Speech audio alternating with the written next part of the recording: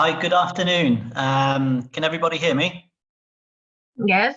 Nod, wave your hands if you can hear me. Okay, welcome to the financial planning webinar for US expats or people looking to move to Italy.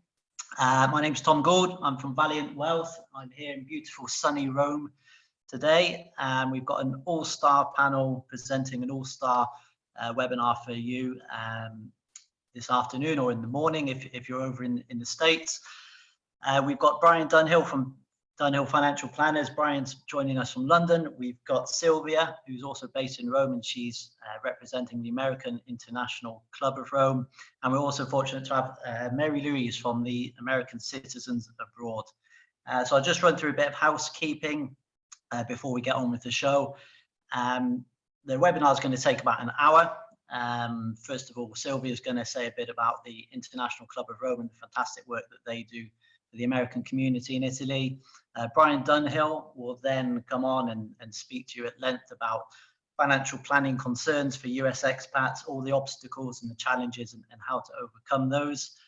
Myself and my business partner, Adam, from Valiant Wealth, we're going to talk a bit about how we operate here in Italy and the services we provide to expats in Italy in terms of financial planning and wealth management. And then wrapping things up nicely will be Mary Louise from American Citizens Abroad talking about everything they do. So like I say, from start to finish, it's going to take about an hour. If any of you have questions along the way which you'd like to ask, we will be leaving a bit of room at the end for Q&A. But at the same time, if it's something very specific to you, which may not be of general interest to the wider audience, then just feel free to contact any of us individually following the webinar. We're fully available, fully at your disposal to answer any questions whatsoever. So don't feel like you have to shoehorn them into the webinar somehow. Just make a note, email us, contact us anyway, and we'll of course be more than happy to help out. Just a final bit of housekeeping, of course. This webinar shouldn't be construed as advice in any way. If ever you do anything and get caught out and say, no, but I heard it on a webinar, it must be okay. I don't think that that stands up. So it kind of goes without saying, this is for information purposes only. If you want proper advice, then obviously get in touch with us afterwards and we will oblige. So without further ado, I'll hand over to Sylvia from the American Club. Thank you so much, Adam. Welcome, everyone. My name is Sylvia. I'm the president of the American International Club of Rome. I just want to remind everyone that the 4th of July will be held at the Acquedotto Romano Polo Club this year. Everyone who has an American passport is invited to register on our website. And obviously, members are also invited along with their guests.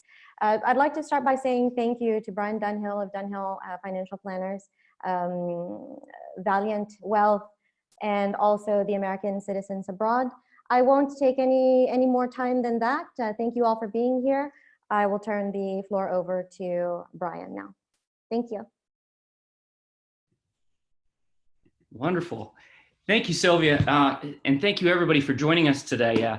We're proud new members of the American Club of Rome, and after being on the board of the American Club of Brussels and president for 2 years, I sincerely thank you for all your work that you're doing down there, Sylvia, and I look forward to coming down to more of the events down in Rome once they allow me, once the government allows me again. As soon as you guys got off lockdown, we seem to have gone on a heavy one, and they're giving us a 14-day quarantine, so I'm stuck here in the UK, but I think the weather's just as nice as it is down here, down there. Today we have a lot of things to talk about. Essentially, we've already gone through some of the introductions, so I'm going to just jump right into the middle of it. And I'm going to start with a fun little story that we've loved to tell over the course of years and how we look at dealing with things as an American expat. And the story is about a gentleman named Takeru Kobayashi. Now, some of you might know Kobayashi as he's gotten a lot of news and a lot of press over the years. But Kobayashi is best known for being the hot dog champion of the world. Now, why do I tell this story? Well, simply put, what he did was he beat all these big eaters that were eating 10 to 12 hot dogs in a 10-minute fashion on the 4th of July competition. Don't worry, Sylvia, I'm not telling you guys should be doing this on the 4th of July. But what he did was, as an economist, he looked at the situation and he said, instead of how many hot dogs can I eat in 10 minutes, changed the whole question to how efficiently can I eat one hot dog and then repeat it as many times as possible. Now, this might sound like a minute difference, but by splitting the hot dog from the bun, splitting the hot dog in two, putting those down his throat, dipping the actual bun in olive oil, he was able to eat 72 hot dogs in 10 minutes, which is a record. It's incredible how much he was able to eat, and it was all because he looked at how to build an efficient, simple plan instead of just trying to go towards every single result.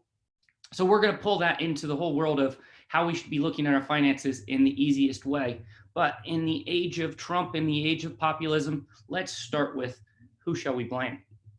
Well, a lot of people will blame Obama for all the problems that we've had with actually advocating and putting into place FATCA. It came into place in 2011, but really FATCA was only looking at all these past laws and enforcing them, because it was Ronald Reagan back in '86 that went ahead and approved a rule that said, if you own any foreign securities, i.e. passive foreign income companies, essentially you would be taxed in an adverse way and you'd have to do the reporting.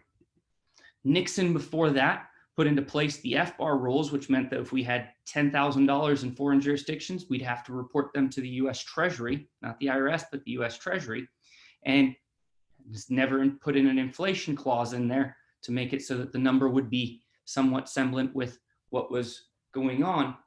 But our problems have dated all the way back to Lincoln. During the Civil War, Lincoln put into place one simple rule, which was citizens-based taxation. It was repealed for a short period of time, i.e. all income taxation in America was repealed, but it came back in force a few years later, and we've had to deal with this citizens-based taxation, i.e. the only country other than Eritrea that has to deal with it ever since. So a lot of blame to go around, but we're not here to blame. Let's really focus on what kind of solutions we can look at. We built up this problem back in the early 2000s. The IRS noticed this huge tax gap, and they noticed that it kept growing. Most of it had to do with essentially what they believed to be tax evaders, people that held assets abroad.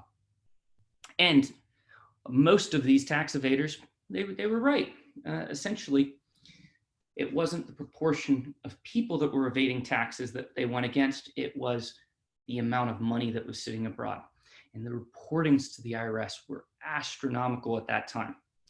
Now, it led to things like banking secrecy in Switzerland being abolished. And of those 52,000 Americans, most of them, as you know, UBS is just a retail bank in Switzerland. Most of those individuals just had a bank account there, and it got shut down in lieu of trying to get rid of banking secrecy.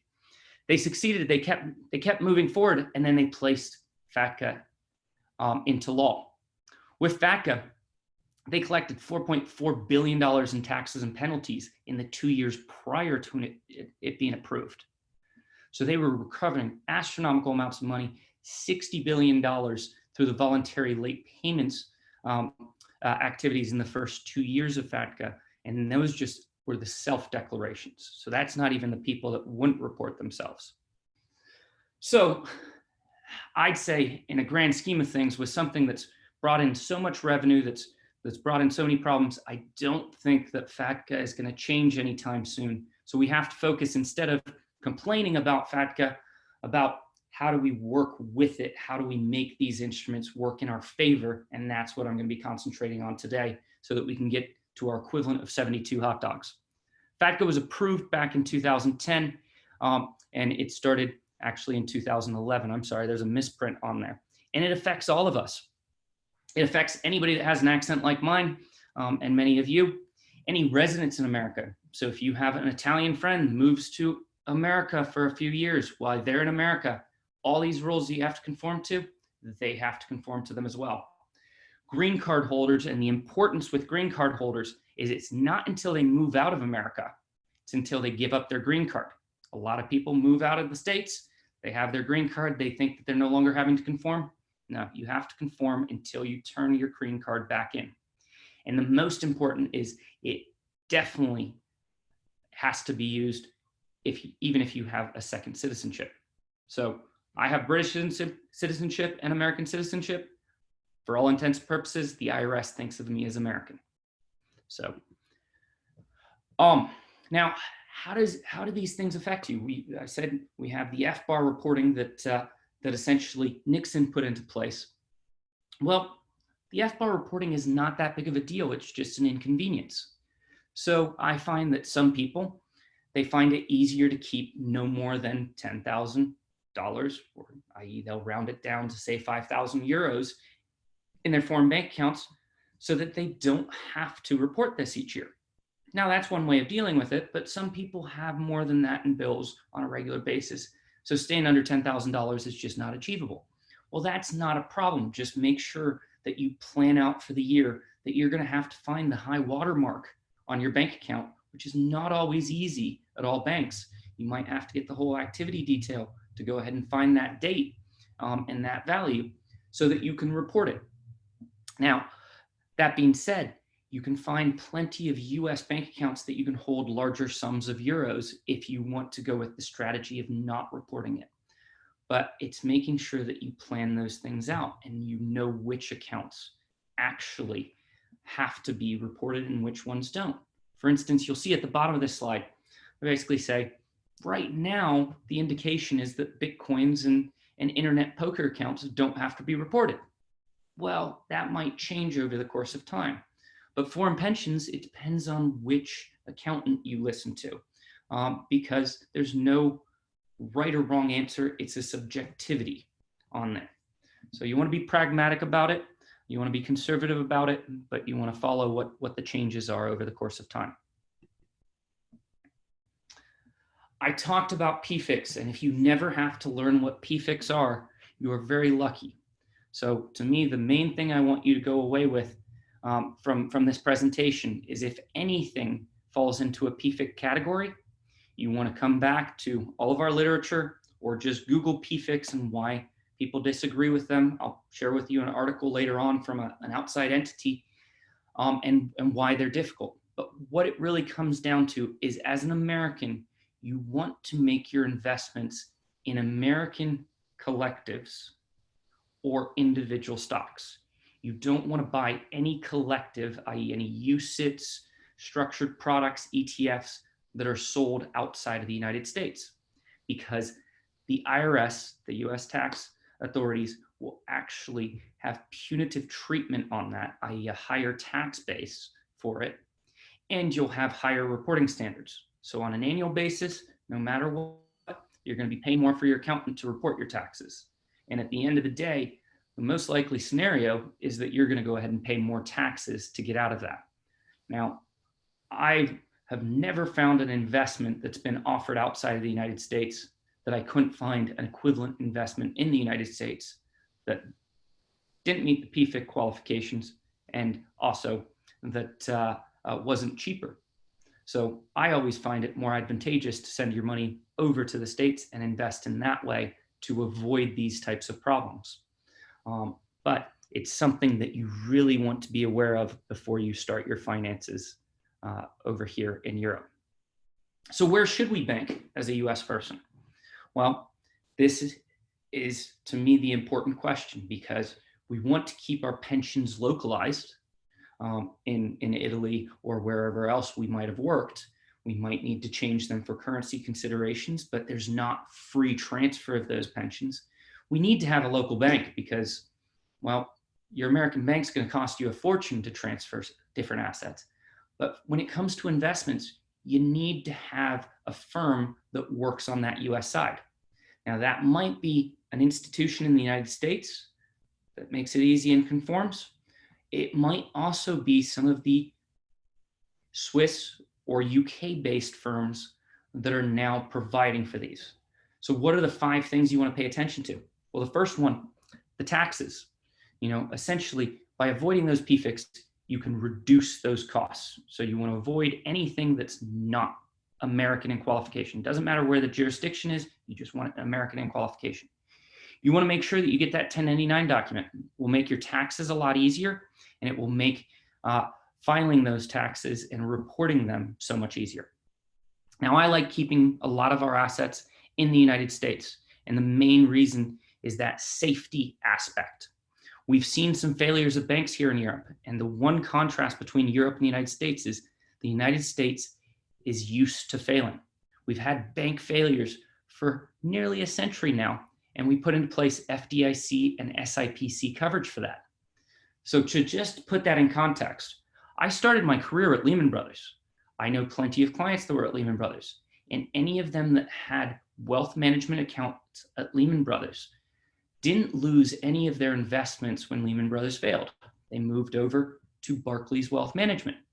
That's the structure of the United States, that your accounts are ring-fenced. Now, when it comes to Europe, most of the banks were bailed out by the governments, but it's the choice of the government at that time. And that's to where I would prefer to have it embedded in law of what's going to happen if an institution fails, because we found out that no institution is too big to fail. Any one of them can fail at any given time. It's how it's going to be played out. We saw with some of our Mediterranean island banks that they can shave off 10% of your bank account at any given time. And that's still constitutional here in Europe. So hence, I mostly like to keep the assets in the US. The last one is fees. Most of the platforms here in Europe are going to charge a percentage base just to have your account on that platform. The ones we know charge 30 to 40 basis points, i.e. 0.3 to 0.4%, just to go ahead and hold your account there. That's unheard of in the States. Doesn't matter if you're talking about Wells Fargo, Interactive Brokers, Fidelity, Charles Schwab. All of them are free to custody your assets, and they charge you to trade. So the fees are cheaper in America. So there are benefits for us to be able to have those types of accounts. And that's why we'd suggest to go that route. But it brings about problems. And the big problem for us, currency exposure. Currency exposures can be a huge benefit, or they can be a huge detriment to your portfolio.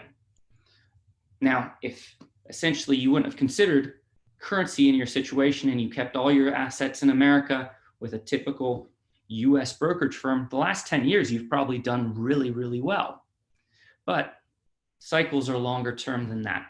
And when currencies go up, odds are they'll go down in time. They're typically 30-year cycles. So if your advisor didn't pay attention to currencies, and 30 years later, you saw the fluctuation of the echo to the dollar, which was the precursor to the euro, and you saw essentially a 50% shift, you'd be very upset that you didn't pay attention to those currencies. So that's why we think of hedging those risks. The first four examples that I give you, future contracts, forward contracts, options, and swaps, are wonderful tools, but not for long-term retirement planning. These are tools to where if you had a lot of dollars and not so many euros, and you were buying a house next year and you wanted to make sure that you had no currency risk, you could use one of these instruments to hedge that risk. But if you use that strategy long-term for your retirement accounts, you'd end up paying a lot of bankers a lot of money, and you probably wouldn't maximize that cost, because sometimes it will cost upwards of 1 or 2% per annum to hedge that cost. Fine for a short period, not for a long period. So we're going to talk about natural hedges. I'll stop off before we do the natural hedges just with a little fun fact about our little currency signs. The euro naturally is just an E standing for euro. The sterling becomes a little bit more fun because it is literally the symbol for Libra sterling, which is the portion of silver that a sterling was worth. So that's all we're speaking is a little bit of Latin when we have a pound sign. The dollar sign becomes the most controversial. I'd normally open it up to the room at this point in time to guess what that is, but if I unmute you all, it might be a little chaotic and a little loud. So I'll just jump right into the story. Ayn Rand once wrote in Atlas Shrugged that the US inside of the dollar sign literally stands for the United States. But when it came about, it still wasn't the United States, it was the United Colonies. It was still property of the United Kingdom. And so when you really date back to the history, you'll remember that the South was still conquered by the Spanish. In that area, they used the Spanish peso. And so that isn't a US inside of the dollar sign. It literally is an SP, Spanish peso. With the Spanish peso, it was equivalent to the US dollar, and they continued using the symbol as they integrated it into the American currency. So we have a lot of history in our symbols and our currencies. And when we look at our portfolios, we have to factor in those currencies. So first we want to benchmark something. Now benchmarking something is just looking at what everything would be if it was equal. So we start with the MSCI Global Index. So this is taking every single company around the world and putting it on an even plane and saying, if we measure their market cap, i.e. their size, if we bought the entire company, how much of the world's market capitalization would come in each currency in each country? You can see, as of May 2020, the United States makes up 58% of the world's market cap. The UK only 4%, and all of Europe is around 13 to 14%. So Europe is not that big of a portion of the world's companies if we bought everything on an even keel. But now, I would guess, and I'm going to flash forward a few slides and then I'll come back to this. My apologies. I would guess if you looked at any of your American portfolios, it will probably look like the middle portfolio. It will probably be 75 to 90% US equities. And this over allocation compared to what the world's breakdown is called a natural currency hedge. It makes sense because most Americans with an American portfolio are going to retire in America. And therefore, by eliminating other currencies or minimizing them, they reduce one big risk, which is currency risk. Now in Europe and the UK, they do the same thing. I told you Europe makes up about 13% of the world's market cap. But you'll notice if you walk into any of the Italian banks or wealth managers, they'll probably give you a portfolio that's closer to 50% European equities and fixed income. So what are we doing? We're just naturally hedging to the currency that you're going to buy your bread in. It doesn't matter to us if the currency goes up or down if we have it hedged in that natural way, and it minimizes one of our risks. Now, we started on hot dogs. I'm going to dip into hamburgers now. It's getting to be that time of year, 4th of July, hot dogs, hamburgers, beer, celebrate the great Independence Day. So I'm going to talk about something called the Big Mac Index. And I think this is a great thing to explain currency values because most people don't consider currencies until they're traveling back and forth. We have to consider them all the time when we're building a portfolio. So Big Mac Index is a tongue-in-cheek way that the Economist newspaper back in the 70s started articulating something called Purchasing Pricing Index, which is a way of saying, what is the value of currencies in different lands? And what you can see is the US is the benchmark right there. There's only 3 countries that have expensive currencies. And this worked both on the PPI and on the Big Mac Index: Switzerland, Norway, and Sweden. But everybody else has cheap currencies. Now, essentially, we had much more of them when we started. You can see this was the landscape when we started our firm back in 2011. That essentially you had Canada, Australia, UK, Sweden, Norway, Switzerland, and the United States. But you'll remember back in 2014, we had a commodity shock. And so Canada and Australia, their currencies went weak when commodities went weak. So we can no longer invest in them in that same way that we would. Here in the UK, we had Brexit. That destroyed the pound. And that's to where we were left with our 4 players right there. Now, what this really means is that if we concentrate too much of our portfolio in US dollars, when things equalize, when things normalize, I understand things are never totally normal, but when things get back to those normal economic conditions and people don't just have a flight to safe jurisdictions and currencies, we're going to have a net outflow of the dollar and back into the euro, the pound, and those other currencies that might have been weaker in the past. So if you haven't thought about natural hedging, if your assets are all in the US and mostly US driven, this is a great time to be evaluating that. You might not want to change the entire portfolio right now from that 75 to 90% allocation down to 50%, but you might want to make short moves in that direction. That's the important part.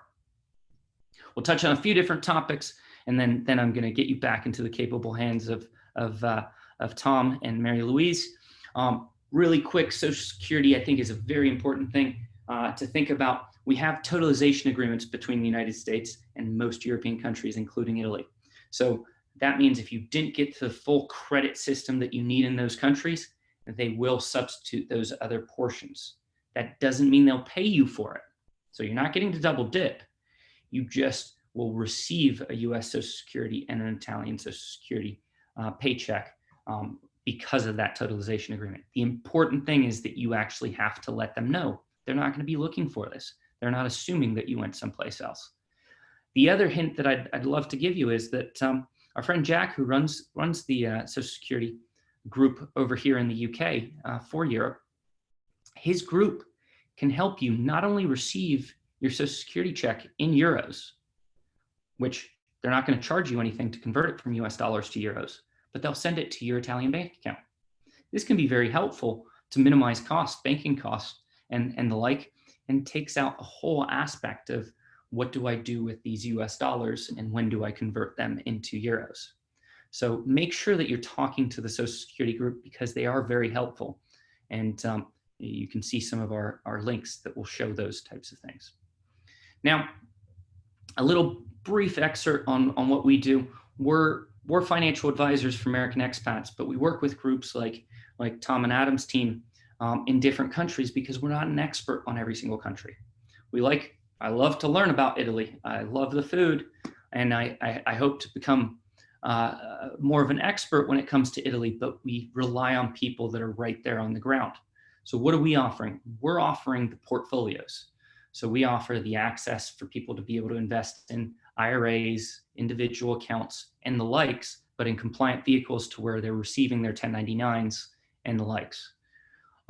We base our portfolios on where the client's going to end up. So if you're in Italy temporarily and you know you're going to go back to the US, we have US driven portfolios, Euro driven portfolios, British pound portfolios, and we've also started a line of Australian dollar portfolios in 6 different growth metrics. We already talked about the natural hedging, so you can see the typical breakdown of our portfolios and what we're doing. And if you're very curious, you can actually go directly to our website. And if you go into the About Us tab, you'll find some links for our different portfolios where you can get our 2-pagers and some more information about those portfolios. If you don't know which bracket you would fall into, you can take our quick risk questionnaire. The link will be in the PDF that we send you. And you can get access to our personal financial planning website. Now, to me, this is a wonderful tool because what you can do is you can link all your accounts back in the States and pretty soon here in Europe as well. You can then build your balance sheet and it's all integrated together so that you don't have to go to your credit card statement, your bank account, and your investment accounts that you don't hold with us separately. You can go to them all in one place. You can build your budgets. We can help you with those, or you can actually set it so that we can't see them if you don't want us knowing what you're spending your money on. And that's where you can get your spending outlines and the likes. You can get by the minute investment valuations of all of your accounts, including the ones that you don't hold with us, so that you can integrate them together and see what they look like, get that breakdown of American securities versus non-American securities. it becomes a very good tool to integrate all of that. And then we also have a vault, which is literally Dropbox. It's just white labeled with our name on top. And so you can put all of your important financial documents in there, your estate documents, tax documents. You can share some with us. You don't have to share everything. It's in a safe folder that you can run and control. So a very nice tool to be able to play with. And any of you that want to test it out, please just let us know and we can give you a dummy account version of it. A few articles for you. I wanted to give you also some clear questions to ask. We're not the only financial advisors for American expats. I'm glad we're not, because there's 9 million of us around the world. So we need help from our friends. But I wanted to give you the right questions to ask financial advisors if you're interviewing them. First of all, are they a fiduciary? Fiduciaries, nearly half of the American financial advisors are fiduciaries, and that means they have to act in your best interest by law. Now, John Oliver has a great bit on this for This Week Tonight. So if you put into YouTube, John Oliver Retirement Planning, you'll get a 20-minute segment of why you should only use fiduciaries. And it's going to be much funnier than I'll ever be able to be. But essentially, asking somebody if they're a fiduciary just means whether they receive commissions from anybody else or if you're the only one paying them. If somebody else was paying me, essentially, that becomes my client and you become my product. And we want it the other way around. I want you to be on the same side of the table as me, to where you know when I pitch you a product and an investment that I'm picking it because it's the best thing for you, not the best thing for me. The next one, the third one, is fees. Everybody loves talking about fees. We wish fees could go down to zero. Actually, I don't, but essentially we want to make sure that people are not taking advantage of things. Now, when we looked at all the competitive firms, we found that different firms offered products from 0.35% all the way up to 2.8%, averaging 1.24%. Our fee schedule starts at 1% and goes down. It's not because we're trying to undercut most of our competitors. The one that goes in at the lowest rate is actually a robo-advisor. So they won't even offer a service like this. You won't be able to talk to them on the phone. It's just an investment solution.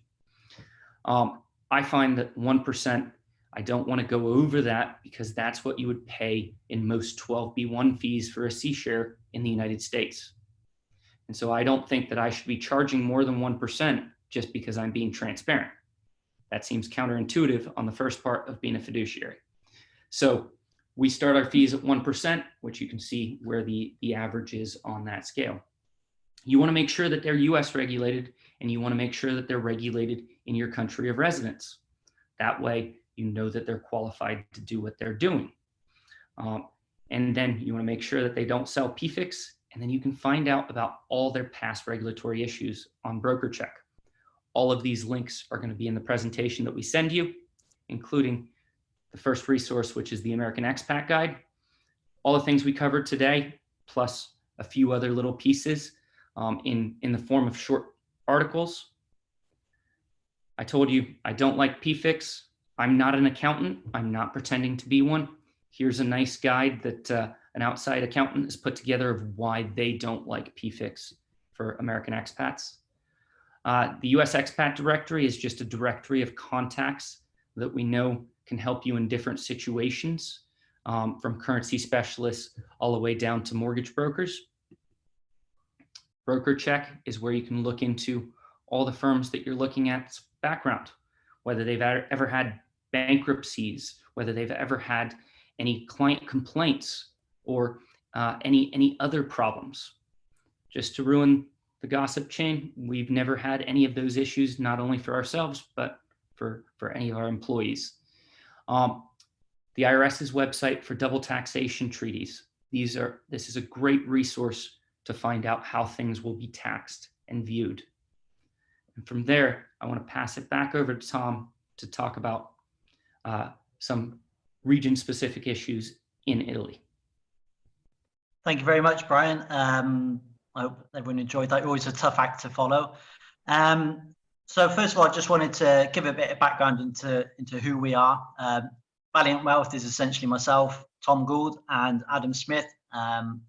We're partners in the company, which we started a few years ago as our paths crossed here in Italy, where we were both working as financial advisors, but were kind of disillusioned with the existing offerings to expats, not just in Italy, but globally, where we feel there's a lack of transparency and sort of, let's be blatant, a vast amount of greed on the side of the advisors who were sort of lining their pockets with commission rather than putting clients first.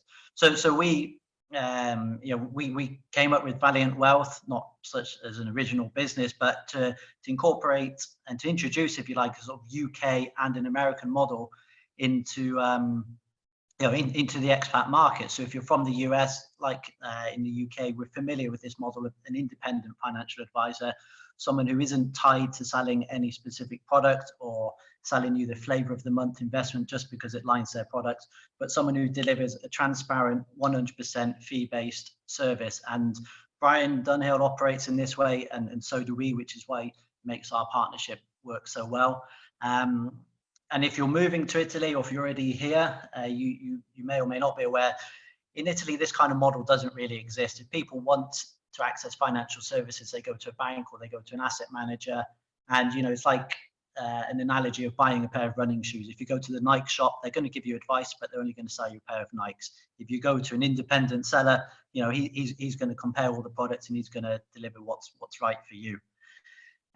So essentially, Valiant Wealth, we're part of a network of financial advisors. So we've got the size and the strength behind us in terms of the regulation and support and the compliance and the access to all the right providers. Both Adam and I are regulated here in Italy by IVAS. They're also regulated in the UK. So really, you're getting a lot of security from that point of view. And where we work well with Brian is that Brian is able to deliver a lot of expertise as he's just presented. But like he said, he works globally, and he may not understand the more holistic issues of people who are based in Italy. Certainly at the moment in Italy, there's a lot of fantastic incentives to attract expats and really to try and regenerate the country a bit, try and bring some foreign money in and make it a more enticing place for retirees, for entrepreneurs and professionals to come and live and work, have their families, or to retire. So Adam's going to touch on that a bit in a moment. I mean, the first thing I want to say about being in Italy, having been here for 5 years, and I'm lucky because my wife's Italian, so she's helped me to navigate all the complexities, that things aren't always black and white, and especially when it comes to finance. Speaking from a UK point of view, what we might have in the UK as a pension could be looked upon as an investment here. So often you find these round pegs and square holes in another country as, a commercialista or tax advisor might say, no, okay, this goes into this box.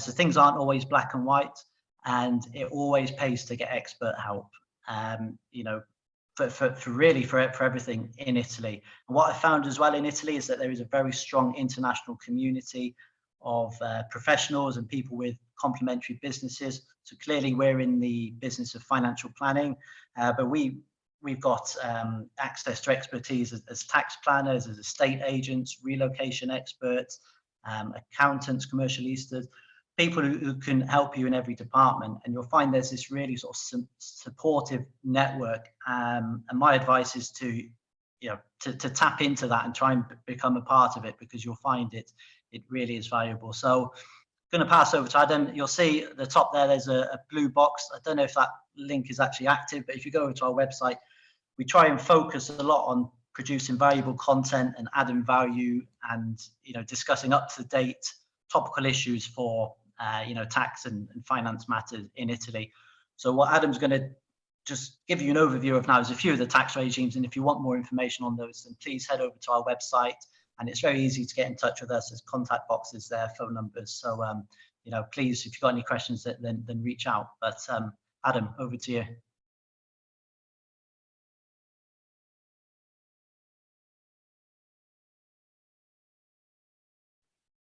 Hello, can you hear me now? Yep. Okay, good. Good afternoon, everyone. I'm not sure how many of you are here in Italy and have been resident here for a long time, or if some of you might be planning to move to Italy, because we tend to get a lot of inquiries from people who are also planning to move to Italy.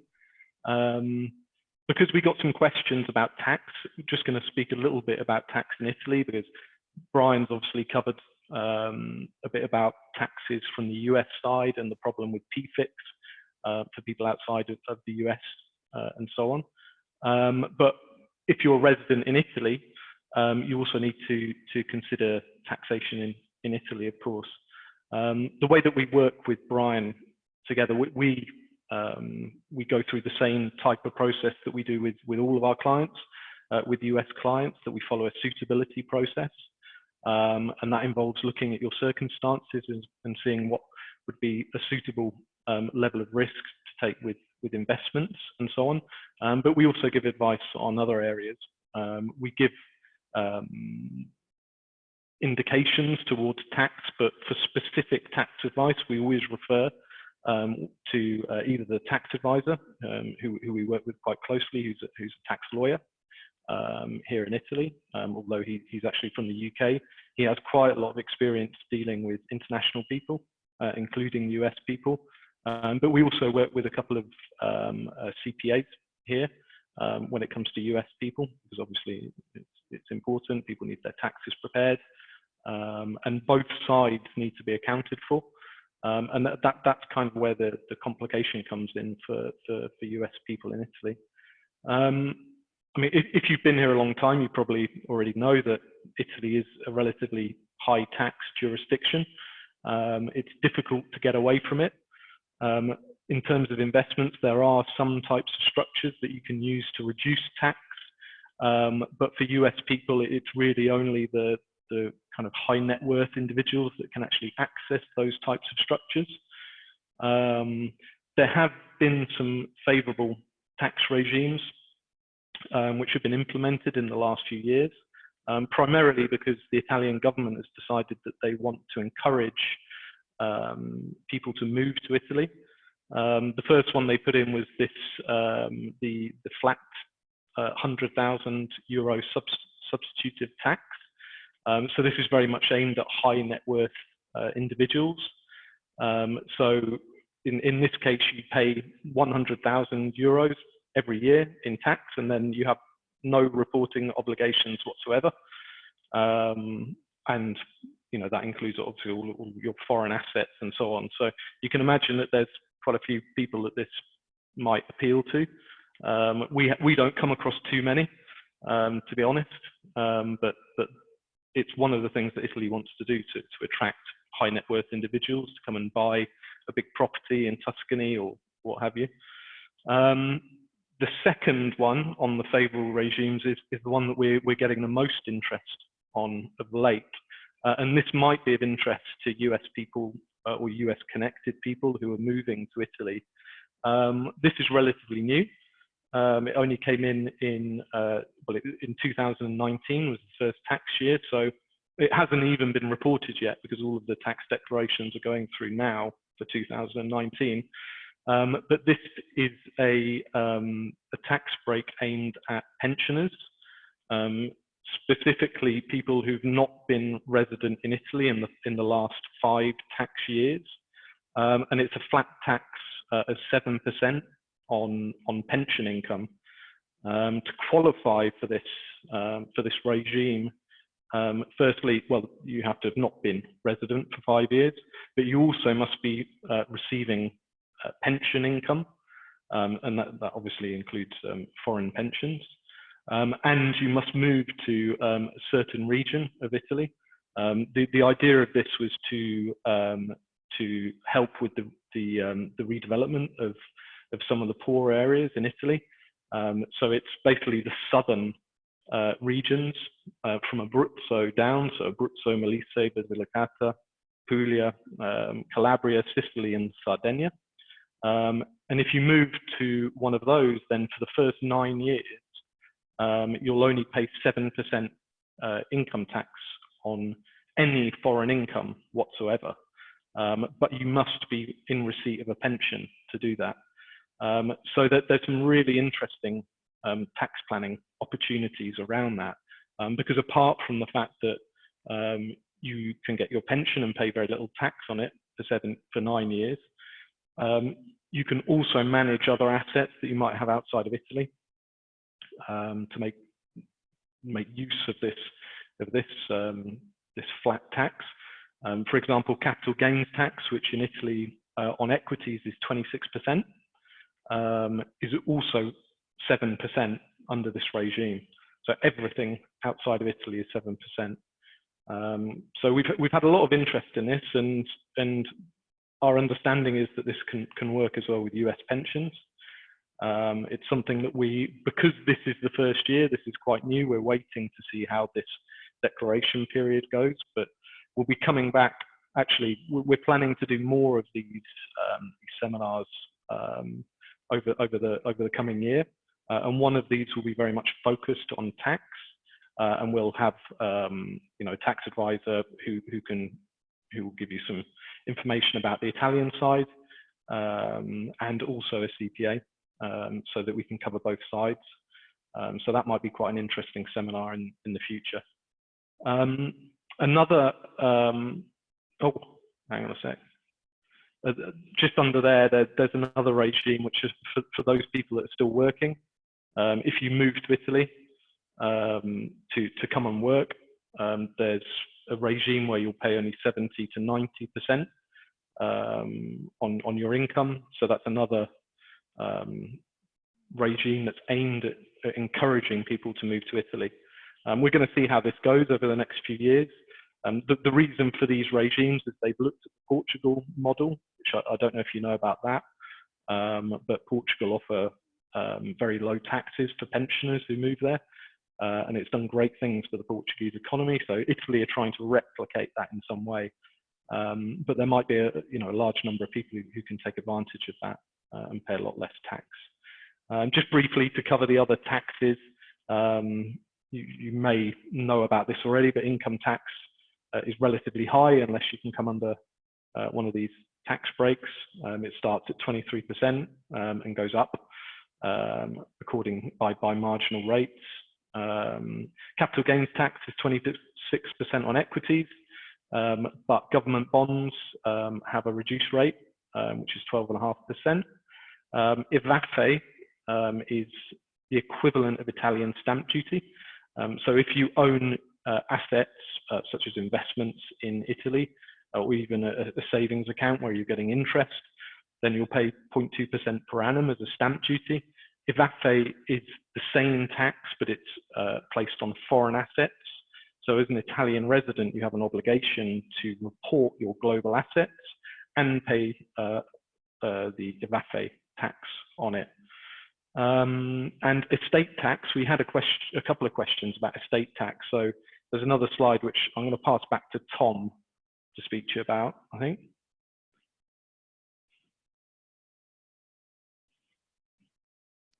Thanks very much, Adam. Yeah, so well, really with estate tax, it can be a complicated area. So those individuals that contacted us, we'll be getting in touch with you individually. It's just important to consider, obviously, double taxation.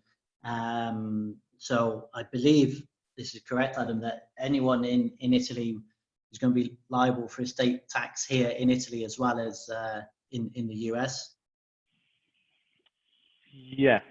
It does depend on the circumstances of the deceased. Is there the slide on there that? Don't know, Cam, did you put the? Oh,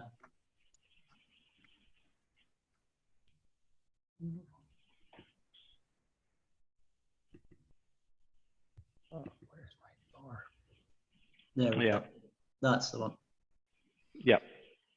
Yeah, so concise summary of it there, really, as Adam's saying about the deceased. So if the deceased was resident in Italy at the time of death, then Italian IHT applies to deceased worldwide assets. If they're resident outside of Italy but had assets in Italy, then IHT would be payable only on assets domiciled in Italy. So clearly, it's an area which requires a bit more expert help if your family finds yourself in this position, having to deal with relatives who have passed away and you're handling their estate. I mean, fortunately, it's quite low in Italy, and that's thanks to Berlusconi, actually, who it used to be relatively high as it is in the UK, but Berlusconi, obviously, thinking of his family, reduced the inheritance tax quite significantly. more than 10 years ago now. But it's, although it sounds bad that you might have to pay in both, it's actually relatively low. Yeah, definitely. I mean, compared to our experience in compared to the UK. Yeah, I mean, those rates 4%, up to 8%. It's really shouldn't be a huge concern to many people, but the more important thing is really the legality and the probate process, and making that as stress-free as possible.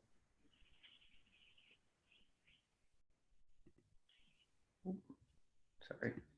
Okay, yeah, so handing over to American citizens abroad now, and Mary Louise. Actually, we'll toss in just one last little point on the estate taxes before we go to Mary Louise. Just a couple things to think about when you have the U.S. estate tax. First of all, we have a very high threshold of 11.4 million. Now, that's not guaranteed to stay. I've spent most of my adult life wondering whether we're going to go ahead and fall off that cliff, especially back in 2010. The next cliff edge is, I think it's 2026. It might be 2025, but it's basically 1.5 presidential terms away. So not knowing who is going to be in Congress, who's going to be president at that point in time, this could be a lot different number from the 11.4 million. So if you do have an estate planning issue on the American side, you might want to think about talking to somebody about gifting strategies, gifting to charities, gifting to the next generation, or using some other form of structure. Now, this becomes a little bit more complicated if you're talking about a family that has a non-American spouse. So if you're American, you have an Italian wife or Italian husband, essentially you no longer get that $11.4 million exemption, you get all of $60,000. So it falls off that cliff edge. There's strategies to get around these.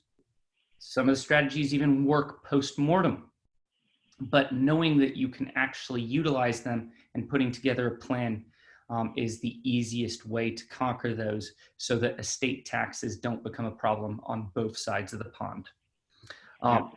So things to just think about. I'll just say on that, Brian, there's something interesting actually, because the Italian inheritance tax also covers gifts.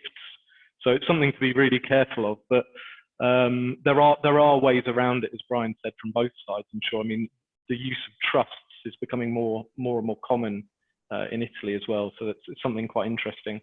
But obviously we don't have any time to go into that now. Definitely, and the gifts become an interesting issue because in the US, when you have a non-American spouse, and Mary Louise, you might be able to tell me why this is, they have a rule that you can't gift over 10 times your gift exemption for a normal person. Now, according to the IRS, 10 times 15,000 comes out to 155,000, which the math baffles me, but then again, that's the IRS for you. And I'm going to use that as my opportunity to introduce Mary Louise from American Citizens Abroad. I really appreciate you joining us today, and I'll let you take it away from there. Hi, Brian. Thanks for inviting me, and thanks for inviting American Citizens Abroad. I just wanted to let all of you know a little bit about our organization. So you can go to the next slide, maybe. Great. So we were originally founded in 1978, over 40 years ago in Switzerland. And that was because two of our founders were actually living in Switzerland and working on citizenship and voting issues and representation in Congress. We functioned by doing annual door knockers and coming to Washington, presenting our issues. And we found over time that that was not hugely effective. We were coming more and more often to Washington, DC. We really recognized that we needed to have a presence in Washington, DC and be here on an ongoing basis if we wanted our advocacy on some of the important legislative and regulatory problems that were facing Americans overseas. So in 2012, we moved our headquarters here and we transformed the two organizations into ACA Inc., which is a 501c4 qualified nonprofit advocacy organization, and then our ACA Global Foundation, and that is a 501c3, and it is the fundraising and educational part of the organization. So the plus is about being in Washington, D.C. We're the only organization that's working on these issues, on American overseas issues, headquartered here in Washington, D.C. To really affect change, you really have to have a presence. The offices have to know that you're available to them. We see often that they come to us for input. It's really, really important. Can't really overstate how important it is to really be available to the Congress, to the offices that are writing the regulation and writing the tax writing committees, excuse me. We have a team of professional experts here in Washington, D.C. Our 40-year history of coming to Washington, D.C., and in particular our last year's being headquartered here, we're really respected by the leadership and the offices, and we have strong relationships with a lot of the stakeholders, other groups that are working on these issues like AmChams and other tax advocacy organizations.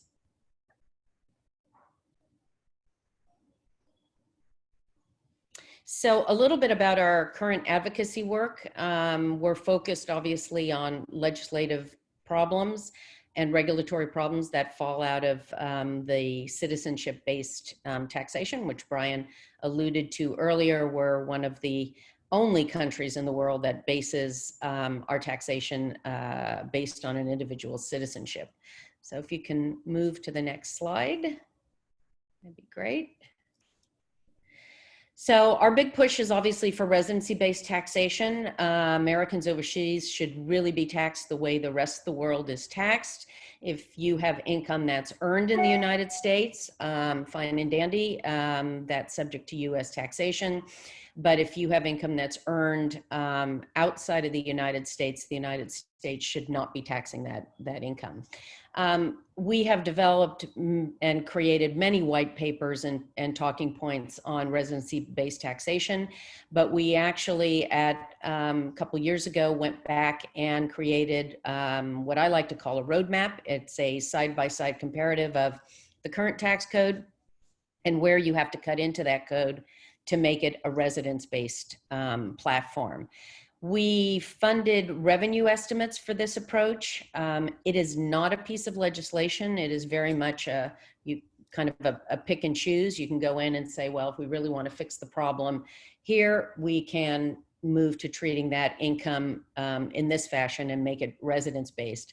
But we took the whole platform and we said, well, if someone were to write legislation and take all those elements, what are the revenue implications for that? Because as you know, in Congress, they're always going to be looking at, if we're going to be giving up revenue, how are we going to fill that hole and how much revenue does that represent? So we went out and hired an independent revenue estimator here, and we estimated the size of the community, of the taxpayers, not so much the physical size of all Americans, the income and investment profile, and we were able to get our approach revenue neutral, which means would cost the government nothing over a 10-year period.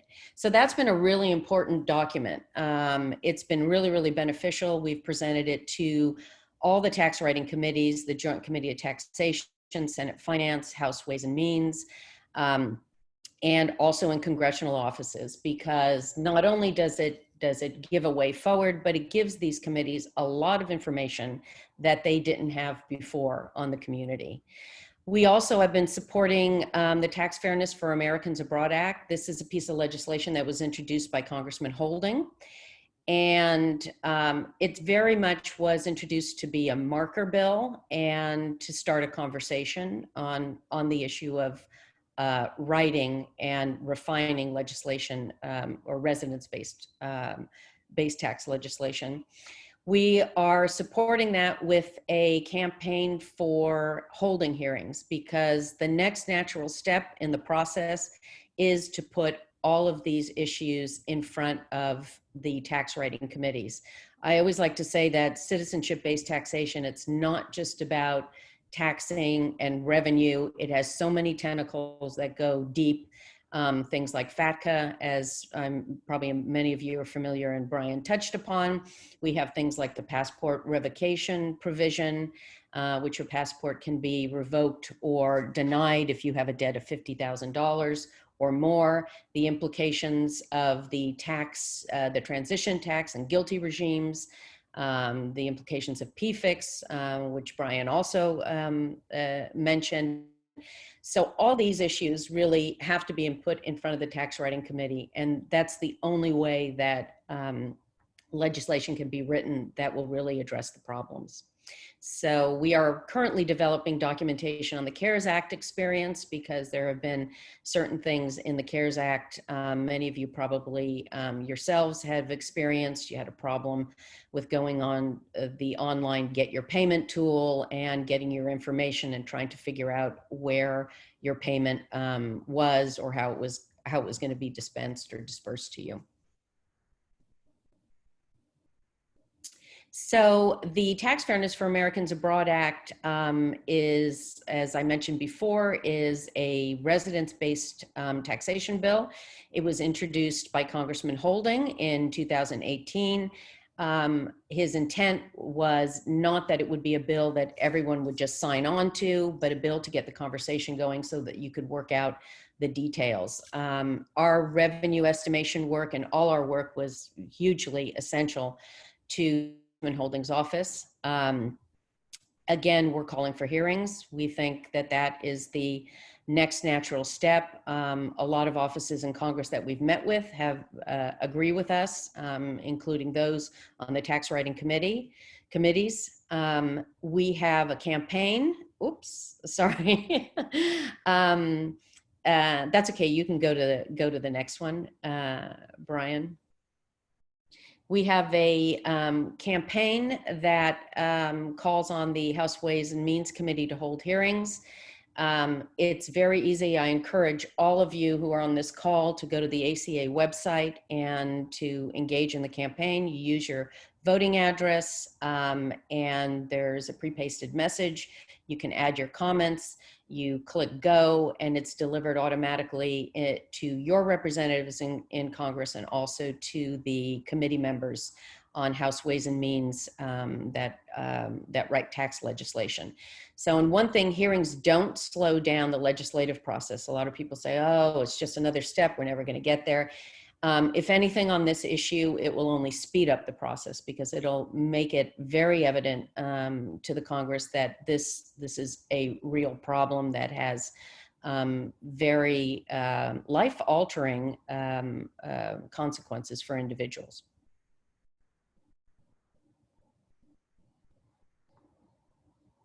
So on the Tax Cuts and Jobs Act, some of you might be familiar with the problems with the transition tax and GILTI provisions. Essentially, it was written for large US multinationals, but the provisions suddenly also affected small businesses that were held by Americans overseas. So we have testified on this issue. Our corrective measure is really a de minimis rule. Clearly, Congress didn't intend that the person with a yoga studio in Paris was to be treated the way Google and Apple, who were offshoring profits. And it would just be easier for the Congress to pick a de minimis, and anyone below that level would not have to apply by the transition tax and GILTI provisions. So we've been working on that and updating the community, keeping you abreast of what's going on.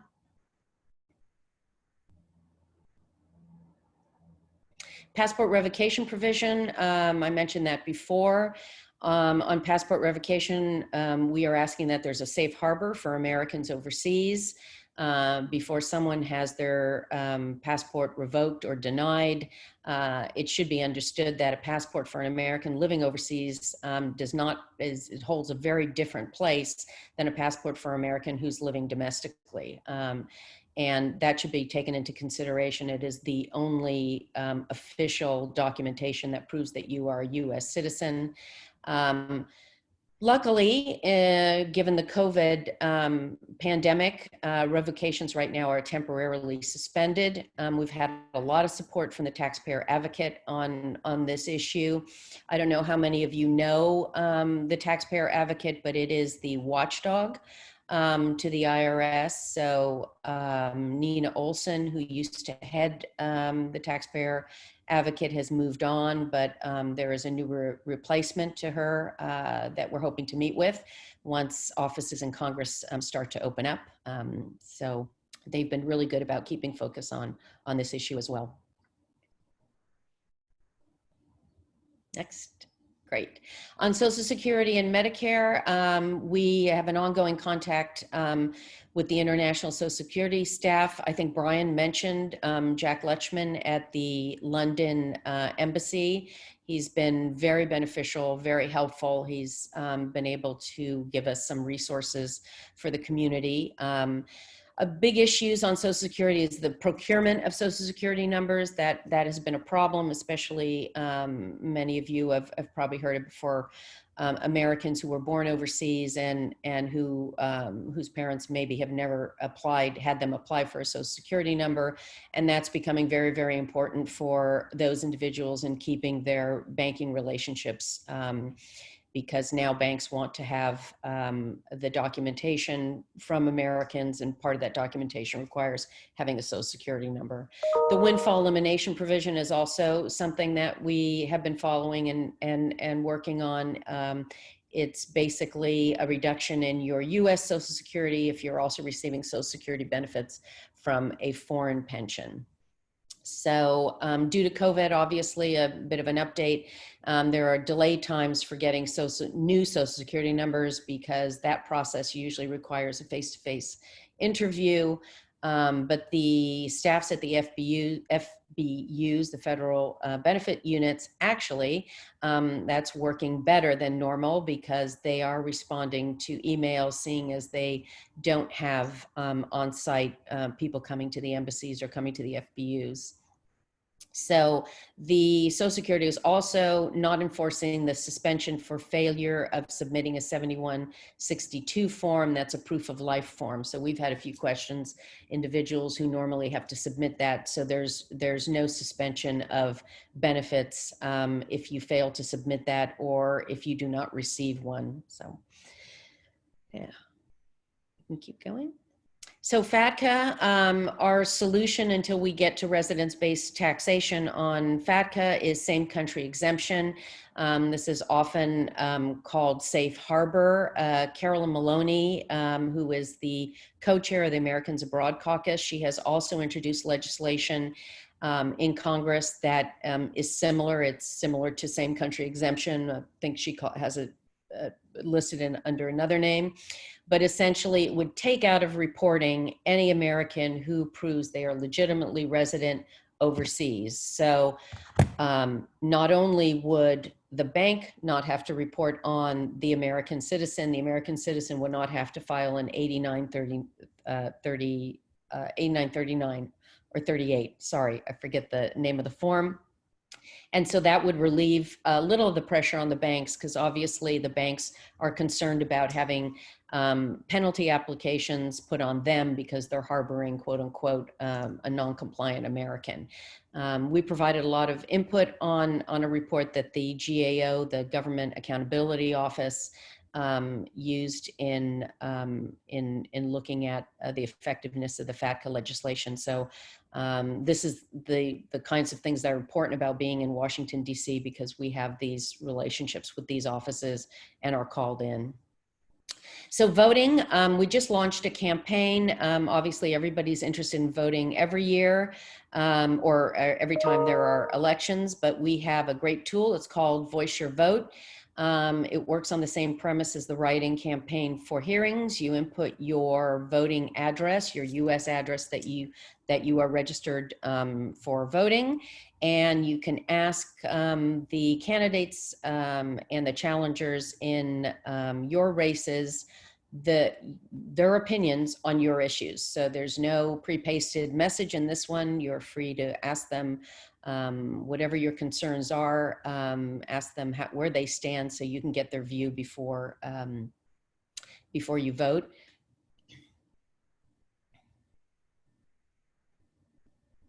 Brian? We also have a couple of great tools for expats. We have an expat tax services directory. This has listings of tax preparers, financial service providers, legal services. So even with tax reform, Americans are still going to need professional services. A lot of Americans, we saw through our revenue estimation work, are still highly invested in the United States. Americans may still have assets. There may still be people who don't, but people who do, there may be a need for creating a will in the United States to deal with assets there. So this is a really, really great tool. We have a monthly podcast that we've been doing specifically on tax issues. So if you visit the website, you can see our monthly podcast and go back and see the ones we've produced and the ones that are coming up. And we also have the ACA member SDFCU account. This is really an invaluable resource. And we like to say every American who's overseas or is thinking of going overseas should open up an SDFCU account. This is a bit of an insurance policy. 20, 30 odd years ago, a lot of people might have left and closed up a lot of accounts or left maybe one account open. And over time, with the tax evasion legislation, the know your client regulations, we see that US banks are becoming very concerned about their clients. They want to ensure that the client has a residential address in the United States. You used to be able to perhaps get around this by putting your mother's address, a cousin's address, a PO box, and this is no longer the case. So the SDFCU bank account allows you online to apply. You can have an account in the United States. You don't have to have a residential address. And they offer a full range of services. This has been really valuable for a lot of individuals who have had problems keeping their 401ks and IRAs with the Fidelities, the Charles Schwabs of the world, because in that situation, which some of you may have experienced or heard of, there have been closures or limitations on those accounts, and that has to do actually with foreign legislation. So foreign legislation was looking at the Fidelities and Schwabs of the world and saying, well, if you still have communications and dealings with Americans who are offshore, we might interpret that as servicing those clients and that you are selling products in a jurisdiction where they are not regulated. So a lot of individuals found themselves with the decision of having to cash out their 401ks and IRAs. And SDFC was really helpful in being able to roll over some of those into products that they are able to offer. It's also very beneficial. We see a lot of our members use it because they still have family members in the United States, children at school, and they want to be able to have US-based banking abilities.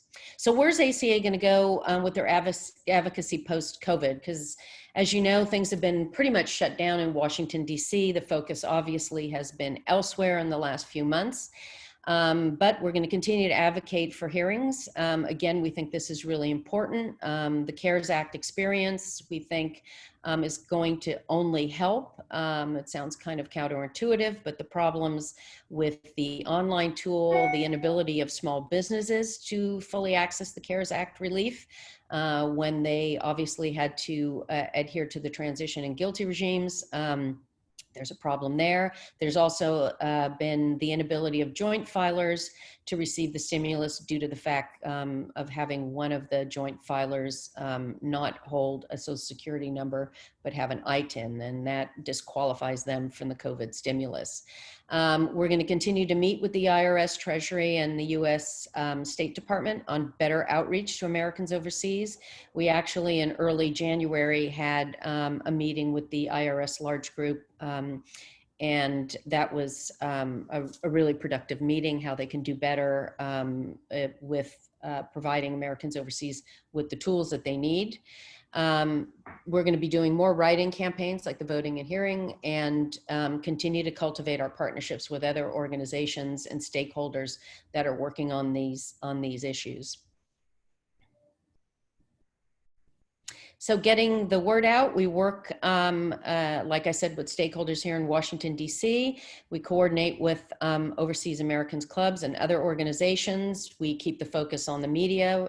We go out with press releases. We're constantly on the phone with reporters who are interested in this subject matter and trying to get more coverage. We have Facebook, Instagram, Twitter, LinkedIn, and our ACA podcast. These are a bit different than our tax casts. These are a monthly series of podcasts. We talk about a lot of special interest topics. We just did 2 podcasts with Families in Global Transition, which is a really great organization dealing with families who are moving in a lot of different countries, and also the repatriation issues. So we're trying to bring in a lot of speakers that cover a lot of issues, not just legislative and tax. I think there's one more.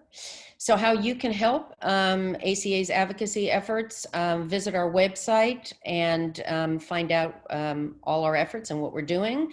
Join our writing campaigns. I can't tell you how important the hearing campaign has been to our advocacy work.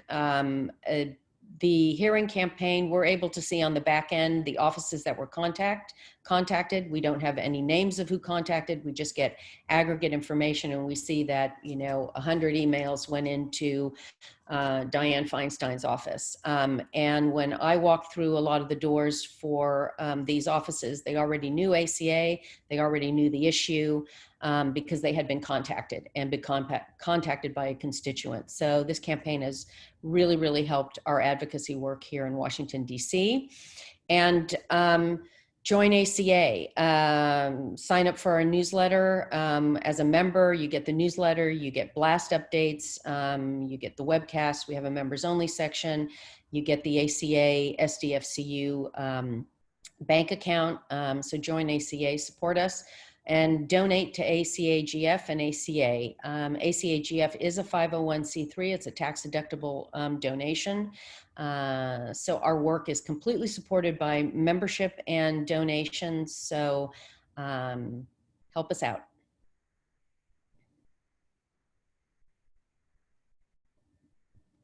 And thank you. Thanks for taking the time. Thank you, Mary Louise. That's really great, really informative. We've obviously gone for longer than we said we would, but when there's so much good content and I see so many people have stayed on the call, we do appreciate it. Fortunately, we don't really have the time for the Q&A. Well, we're going to end the official call there, so I'll just say thank you to everybody who took part. We will stay on the line, however, myself, Brian, and Adam, just in case there's any questions anyone wants to get off their chest. Of course, we will also email this presentation and a link to YouTube, so you can go through it again. I'm sure there's bits which are more relevant to others than others, and you can go back over the information that you're looking for. And of course, our doors are always open, so just get in touch, send us an email, and we're more than happy to help. So once again, thank you to everybody who's taken part. We are planning to do these on a more regular basis, so we're trying to do one every 3 months.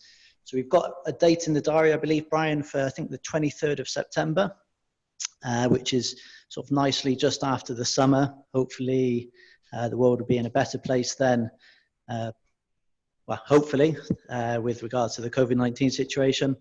And yes, I wish everybody a good summer. Keep an eye out information coming from us with regards to the future seminar. If you've got any feedback, positive or constructive, how we can do things better, then we'd like to hear it, and build a regular audience of people to be able to do these seminars, these webinars. It works well online. Unfortunately, we can't offer you a prosecco and any canapes, but hopefully you've appreciated the quality content. Tom, we have a couple good questions in here. Alessandro asked, how can we invest in US funds when we don't have a US address? Now, this is a simple answer for you, because one of the big reasons, like Mary Louise was astutely stating, of why these firms are pulling out of being able to allow non-American residents as clients is because they're not licensed in these jurisdictions. There's firms like mine, and there's several others here in London, Switzerland, and the like, that have European licenses and American licenses. This means that we can offer you through certain platforms US securities using your Italian address. So this is what we always suggest. We don't want you using a friend or a relative's address, especially if you're in a state like California or New York, where they'll come after you for the state tax on top of other means. But if you contact Tom and Adam, they're able to use all of our portfolios, et cetera. And because of our licensing, you'll be able to set up an account while you're resident here in Italy. Let's see. Can you elaborate more on the there's one there about the 7% regime, which I could cover from Pedro. I don't know if you're still on the call, but that there is specific requirements. I mean, you can't have been resident in Italy in the previous 5 tax years. You must move to one of those regions, but in addition to that, you must become resident in a comune with a population of less than 20,000 people. So it depends obviously on your lifestyle choices. I mean, what can happen is if you prefer bigger towns or cities, communes around those places might be less than 20,000. So it doesn't automatically mean that you can't live close or as part of a bigger city. But yeah, the intention of the regime is to help with redevelopment of poorer regions and in particular smaller places. So those are the things that need to be covered, and then it lasts for 9 years. Yeah, and in terms of qualifying what under the sort of definition of a pensioner, if you like, it's basically being in receipt of a pension. I mean, I'll give you an example. I mean, at the moment, I think like Adam said, this is the first year of tax declarations being made. Hopefully in a few months, we'll have more idea of what's happened as these sort of early adopters go through the process, and and what comes out in the wash with regards to tax declarations. But I'm dealing with a British couple at the moment where the wife, unfortunately, she's only age 54, and UK pensions can't be accessed until age 55. So she hasn't been able to benefit from the tax regime while her husband has. So it's quite simple criteria that you just need to be in receipt of a pension. Quite simple as that, basically. But there's another aspect as well, that no Italian income is included in that. So any Italian income is taxed at standard rates. So that is the 7% is for foreign sourced income, but it's foreign income of any kind. You just have to be in receipt of a pension, be able to prove that you're in receipt of a pension to qualify for it. And Kimberly Krem has just said, does 7% flat apply if USA, Italy, dual citizenship? Yes, it applies for anybody. It's about residency. So in Italy and in most places, you're taxed as where you're resident. And Jay Vorster, yes, the 401k. He asked, would USA 401k be regarded as pension for the 7% tax scheme? And the answer is yes, as far as we know, unless the Italian authorities decline those. But as Tom just mentioned, 2019 was the first year. So we're going to see what happens after this this declaration period, but the 401k should certainly be accepted.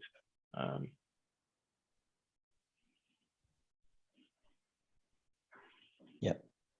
That might be all of our questions for today. Does anybody else have any questions that we could help you with?